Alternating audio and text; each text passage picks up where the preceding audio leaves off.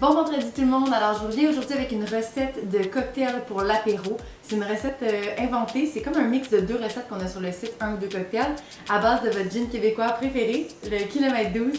C'est un gin qui est super populaire, fait que si vous l'avez à la maison, vous pouvez le faire avec celui-là, sinon n'importe quel autre gin québécois de préférence, ça va bien faire.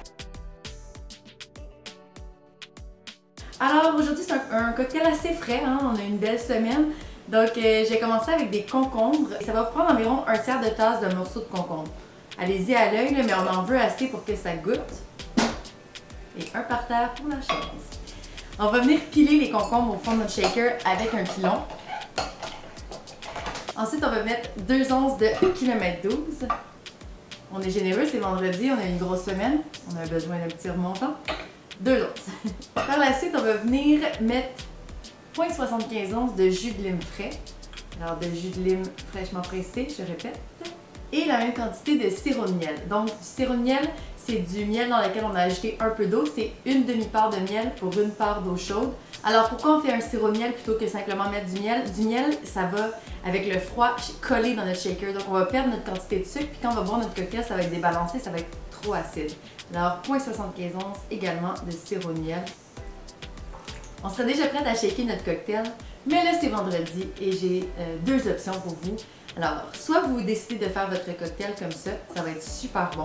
Sinon, à la maison, si vous avez une bouteille d'absinthe, comme la Joie le vert par l'Absintherie des Cantons, absinthe québécoise, vous pourriez décider de venir verser seulement une bar spoon dans votre cocktail. Une bar spoon, c'est environ 2,5 ml. Donc vous ajoutez ça et vous shakez.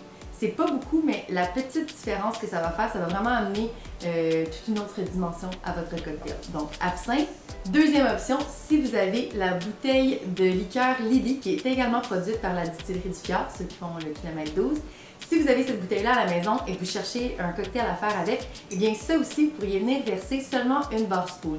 J'en mets pas plus parce que sinon ça vient vraiment trop masquer les autres ingrédients qu'on a mis. Alors simplement une bar spoon à l'intérieur et ça va être vraiment délicieux. Vous avez l'option Lily, vous avez l'option de faire avec de l'absinthe ou sinon vous avez l'option de shaker votre cocktail et de rien ajouter. Et les trois vont fonctionner. On shake notre cocktail.